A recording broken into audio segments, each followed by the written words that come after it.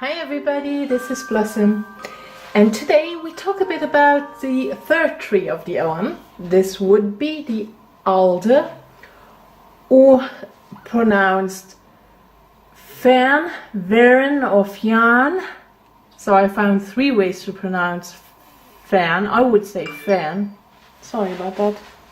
So we find the alder on the tree calendar from March 18 till April 14.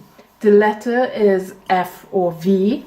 The animal associated with the alder tree are the red fox from the Celtic, or the Druids from the Druids, or ram or stallion or gull. The color is crimson, and the flower associated with it is broom, which is again an Ogham on its own. Now let's talk a bit about the lore and legend. Alder is one of the 7 peasant trees, and it likes to grow at the edges of forests, but its most significant position is by the riverbank, and that for different reasons. We will see that soon. Alder is an excellent wood for building bridges and post trackways over boggy land. As such, it has a reputation for reclaiming the land from water, moving forward with confidence, and creating human-made environment out of the wilderness. And we here have the first sign of betwixt and between, which is this tree is very much about. Now, the name alder may come from the old German word illava, I will write it down, which means reddish.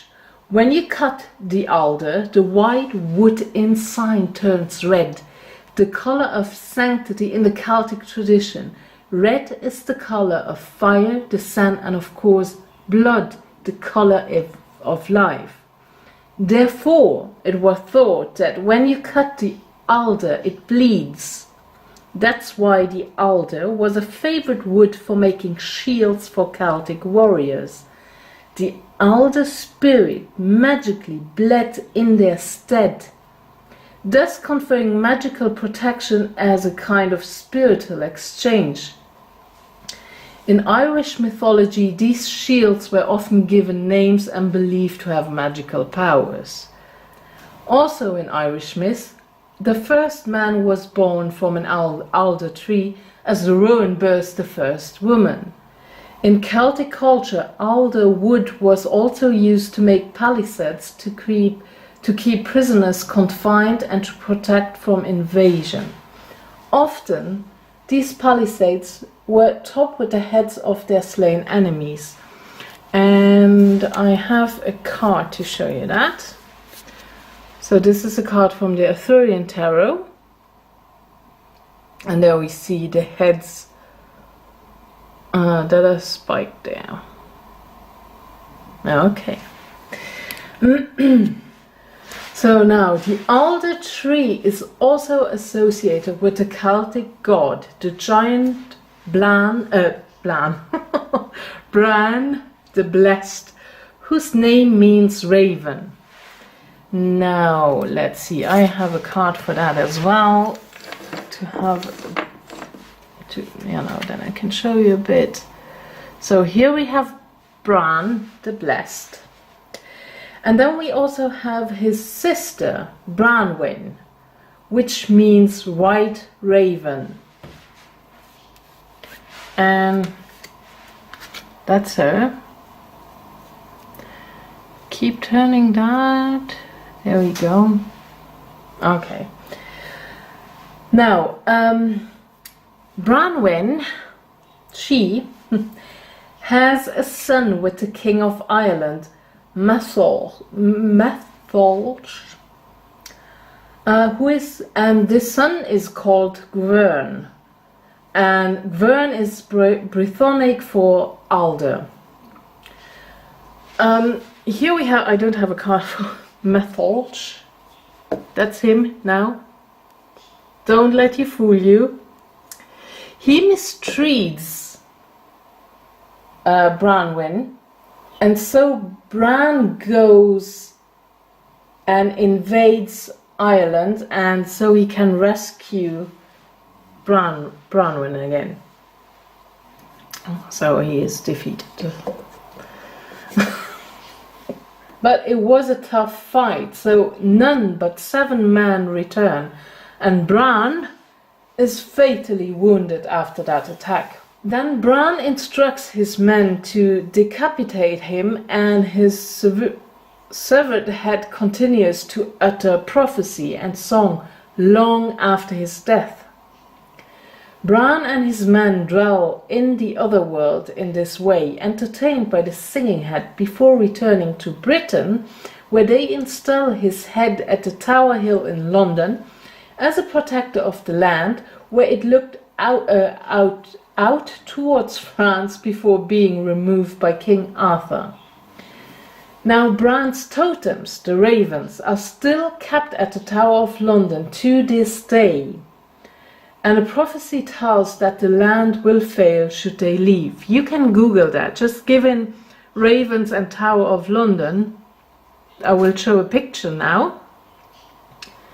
And yeah, they are still there and they are not allowed to leave. So I've read, go ahead. I don't want to spend too much time on that. Go ahead and read a few articles about it. I found it kind of sad, to be honest.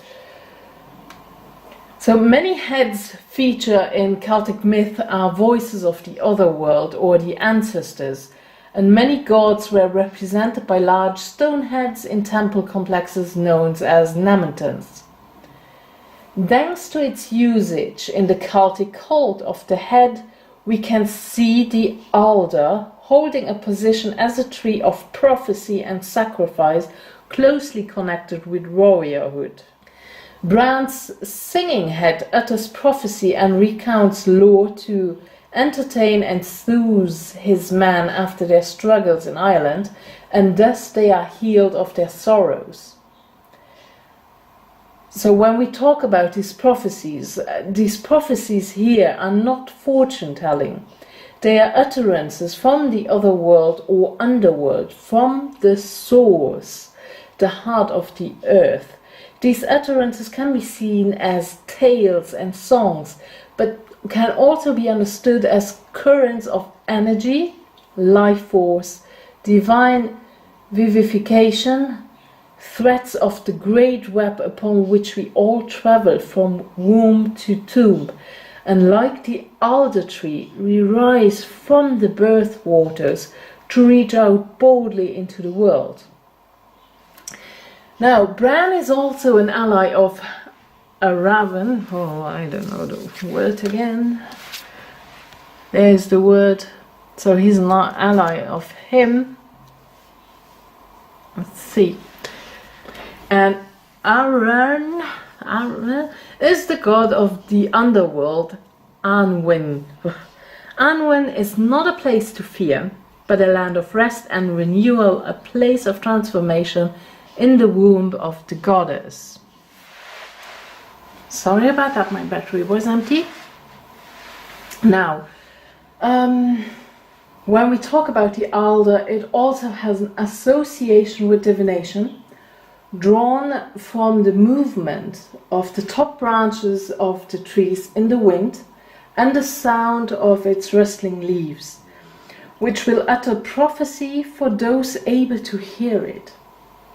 So sit under a tree, under an alder tree, and become still. And really listen. Really listen when you hear the wind and when you hear the rustling. Alder's position by the river is another link to its association with divination. Because ancient druids would seek prophecy by sleeping next to rivers in order to hear the words of the spirits in their murmuring during the quiet of the night.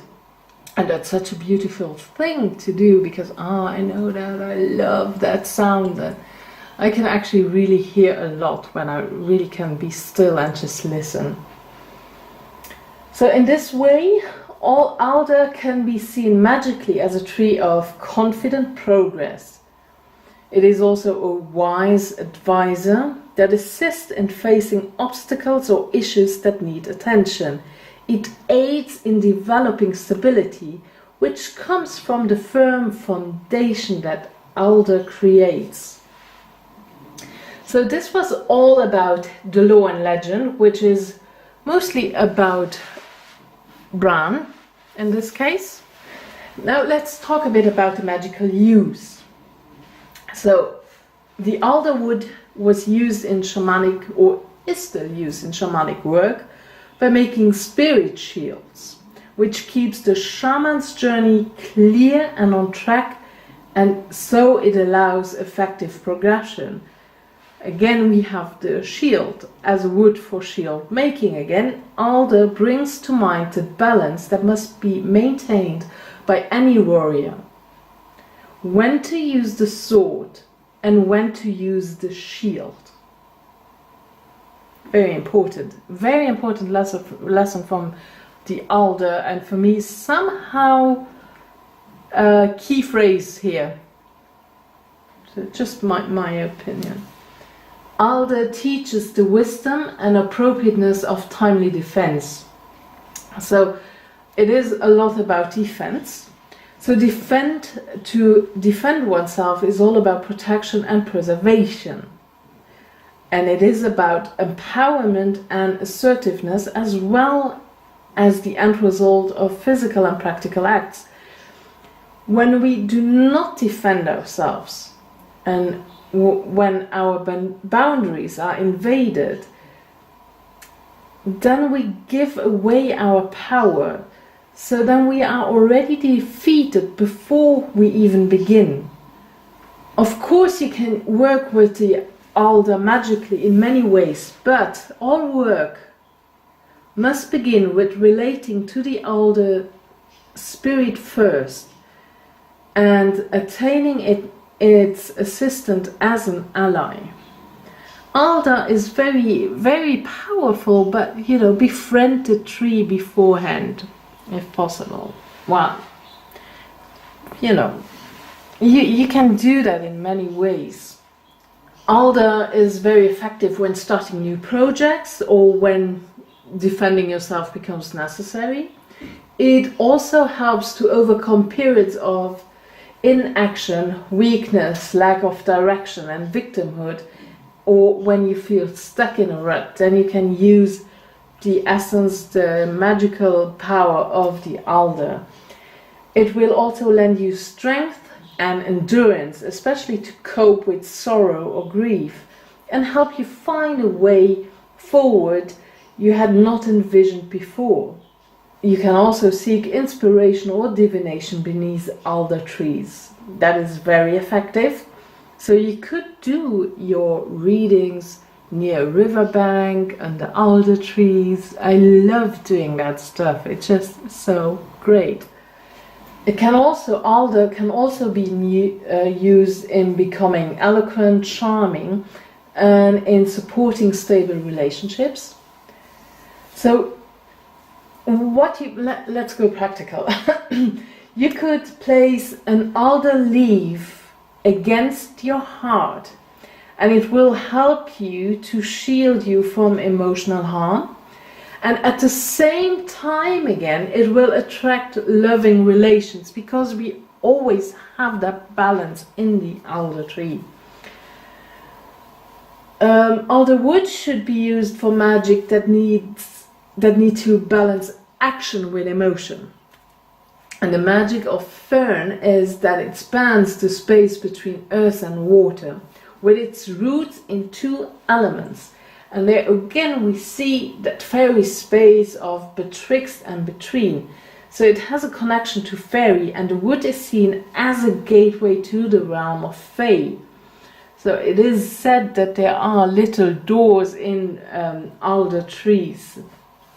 Because it is a tree that allows access to fairy realms, it is not good fortune to cut one down, as it is a charm against malevolent fairies, so I never know how to pronounce that. Water sprites are said to protect the tree, so again, be wary of cutting it down. So what can you use from the alder tree? You can use the alder cones and use it in protection spells, or you can make a charm with it that gives you courage to move forward.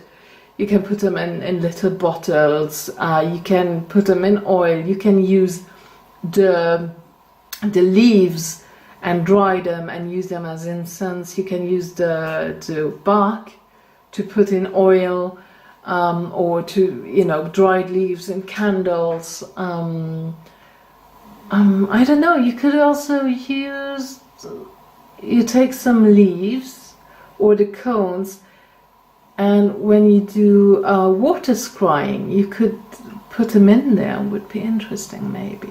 I know usually you don't do that, but I'm just thinking about that now. So you could do that together with rowan berries. With rowan, yeah, exactly. Because I haven't done a video about that, but I wanted to show that with, just scrying in water. You could do that. Then of course, again, like with the rowan before, you can make a touchwood and carry it with you for protection.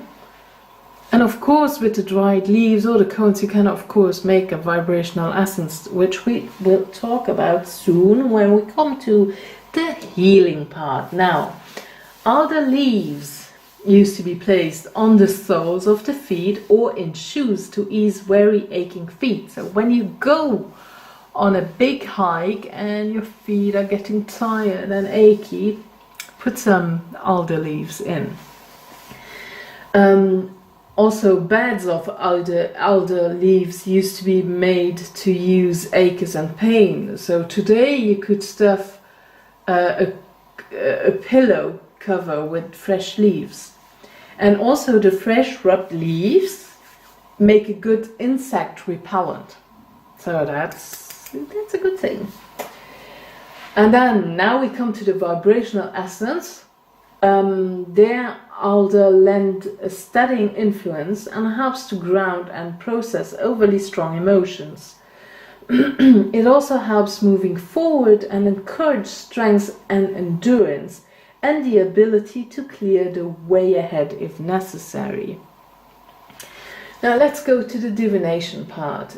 When you get alder in a reading, it encourages you to move ahead with confidence and courage, because it could indicate that a certain amount of defense is required by the seeker. It will help build up the defenses, but at the same time also allow nourishment and sustenance into your well-being, into your being.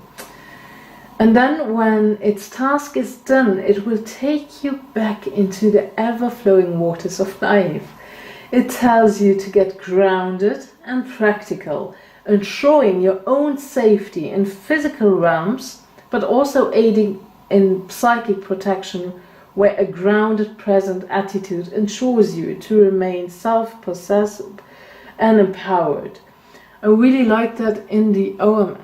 In general, it often you have to take it in your own hands. You can ask the trees for help, but it goes in a much more practical way towards it than just imagining white light, if you know what I mean. I don't want to be disrespectful in any way, but sometimes you have to do just more than that, and be more practical. And I like that in the Ogham system, that it's over and over again we see how this will be important.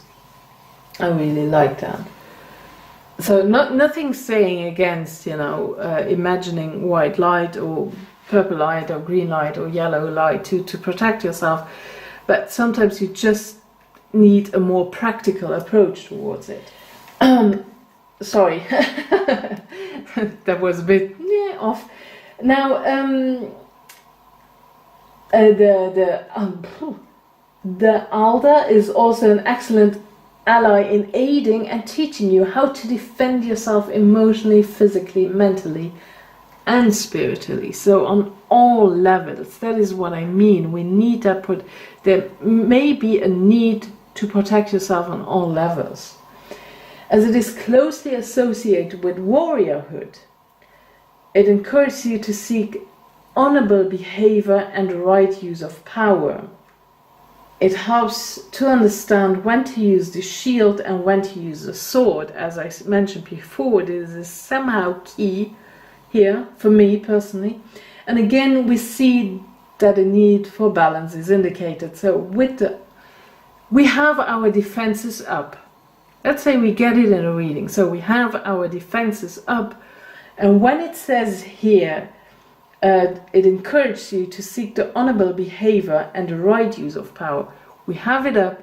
We have our power. We are empowered. We are strong. We are on top. But then it can, you know, it can quickly switch that we start to misuse our power, and there it is important to be honorable and be an honorable warrior that we do there, and not to go a wrong way. Also, I think what is important here when I say balance is key again, and that sometimes probably we will have too much defenses and we block everything out. We need to find that feel where we have the defenses up but still allow nurturing, loving energy in. So there is a, you know, everything has to be in flow. It has to flow into, you know, it's very temperance, let's say. It's very temperance. All right, so that's it for today. As always, I will have the text up on my homepage because I write everything down. Then I make the video and I will give you the opportunity to read the text on my homepage, because those videos can be, yeah, just, you know, reading it again is always better. I remember stuff better when I read it than listen to it, you know. Yeah, so it will be on my homepage and link is below as always. I know those are not my most popular videos. That's okay, because I really love doing them, because I love the Ogham system. So I really appreciate your comments on these videos, and I hope this is helpful for those who want to learn the system, because it's such a beautiful system. And yeah, thank you very much for watching. Have a wonderful day. Much love and blessings, and bye bye.